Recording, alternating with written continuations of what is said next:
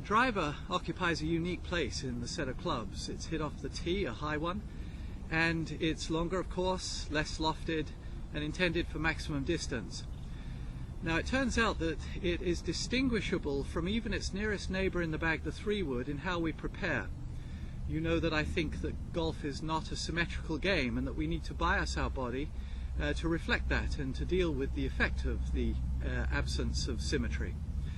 And in hitting a driver, it's actually necessary to believe that you should double it. So with the ball further left, which indeed with a driver we should position it, we have extra pressure on us to first fail to stay biased and then have a severe penalty as a result, and find it difficult to get into the correct bias in the first place.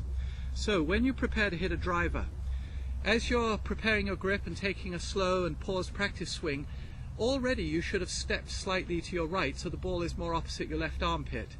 When you walk forward and tip over and crouch, you should indeed bias the body just a little more, I say double, but of course you'll come up with your own bid, to the point where the club appears to be slightly open and the left shoulder a little higher and more forward than it may feel even with its nearest neighbor in the bag, the 3-wood.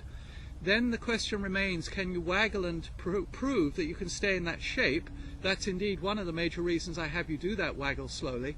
And then can you continue by turning and hinging and admittedly giving up perhaps a perfect look at the ball with the right eye, and preserve this extra bias. Indeed, if you do, you'll find that you get the climbing draw that we prefer with all of our golf shots, but which is particularly pleasing with our driver.